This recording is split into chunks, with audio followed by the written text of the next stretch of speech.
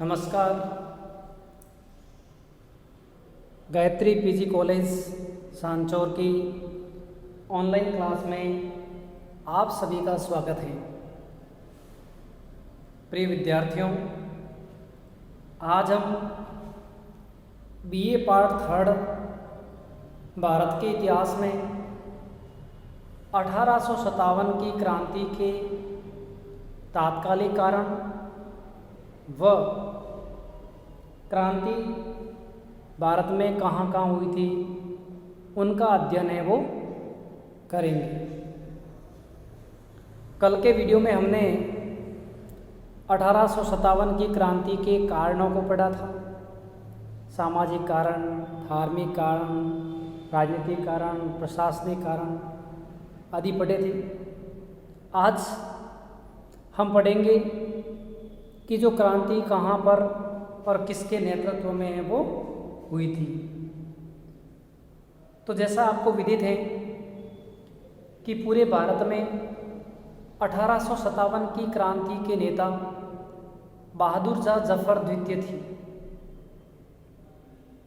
1857 की क्रांति का तात्कालिक कारण एनफील्ड राइफल्स के चर्बी युक्त कारतूस, जिसे भारतीय सिपाहियों को मुंह से काटने के लिए आदेश दिया जाता था, जिसे भारतीय सिपाही सहन नहीं कर पाए और परिणाम स्वरूप भारत में सबसे पहले 10 मई 1857 ईस्वी को क्रांति की शुरुआत मेरठ से हुई थी।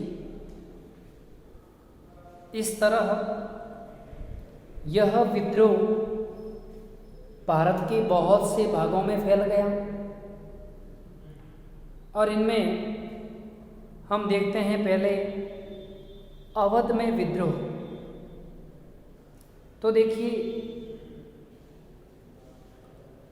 अवध को अंग्रेजी राज्य में मिलाए जाने के कारण वहाँ अंग्रेजों के विरुद्ध व्यापक असंतोष था।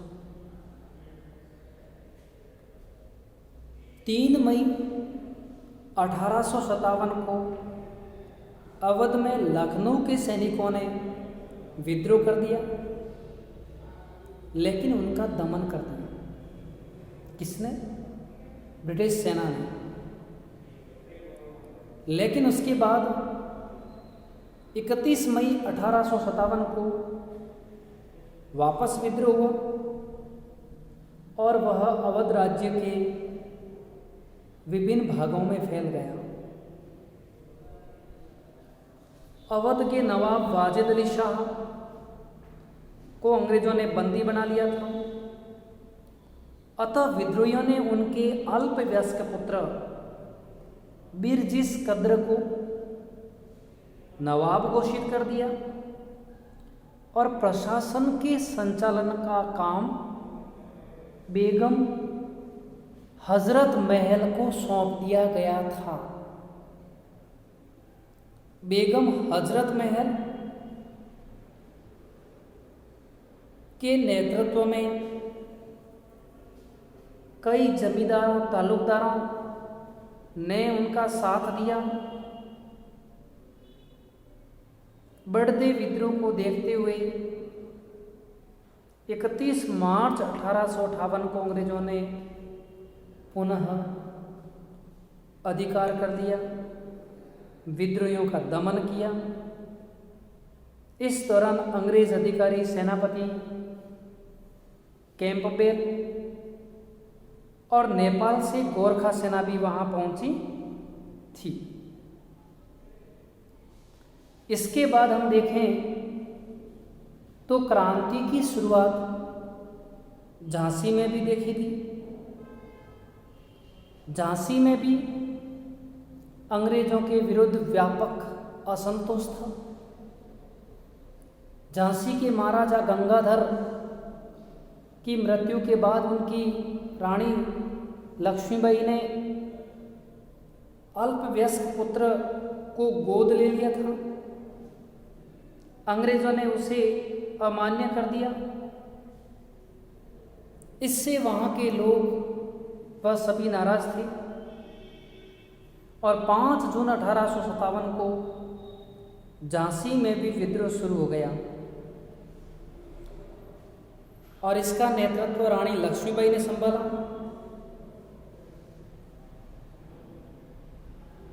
जब ओरछा तथा दतिया के शासकों ने झांसी पर आक्रमण किया तब भी रानी अंग्रेजों से सहायता प्राप्त करना चाहती थी, किंतु अंग्रेज उसे संदेह से देखते थे और विवश होकर रानी ने झांसी के विद्रोहियों का नेतृत्व ग्रहण किया। रानी लक्ष्मीबाई के दमन करने के लिए अंग्रेज सेनापति यूरोस एक विशाल सेना लेकर बुंदेलखंड की ओर आया। रानी ने उस सेना का वीरतापूर्वक सामना किया। रानी की वीरता के आगे स्वयं यूरोस दांतों तले अंगुलियां चबाने लगा। ग्वालियर के तात्या टोपे ने रानी की सहायता की, लेकिन कुछ देशद्रोहियों के कारण झांसी के किले में ब्रिटिश सेना घुस गई और 4 अप्रैल 1858 को ऐसी विकट परिस्थिति में रानी लक्ष्मीबाई रात के अंधेरे में नगर से बाहर चली गई और बड़ी बहादुरी से लड़ती हुई कालपी पहुंची। अंग्रेज अधिकारी यूरोस ने रानी का पीछा करते हुए कालपी तक आ पहुंचा। घमासान युद्ध हुआ और मई 1858 में कालपी पर भी अंग्रेजों का अधिकार हो गया। इसके बाद यूरोस ने पीछा किया, ग्वालियर पहुंचा और रानी लक्ष्मीबाई को घेर दिया। रानी लक्ष्मीबाई ने भागने का प्रयास किया, लेकिन नाला पार उनका घोड़ा नहीं कर सका, वहीं गिर पड़ा और ऐसी स्थिति में रानी लक्ष्मीबाई एक वीरांगना की भांति लड़ती हुई वीरगति को है वो प्राप्त हुई थी। इसके बाद क्रांति का प्रभाव कानपुर में भी बहुत ज़्यादा देखा जा सकता है। कानपुर के पेशवा अंग्रेजों की पेंशन पर जीविकापार्जन कर रहे थे। बाजीराव द्वितीय की मृत्यु के बाद उनके कोई पुत्र नहीं था, इसलिए दत्तक पुत्र नाना दोदूपंत बने थे, जिसे नाना साहब कहते थे। उनको गोद लिया था। डलहौजी ने इसे अस्वीकार कर दिया और नाना को वे पेशवा का उत्तराधिकारी मानते नहीं थे। जब मेरठ में हुए विद्रोह की सूचना कानपुर पहुंची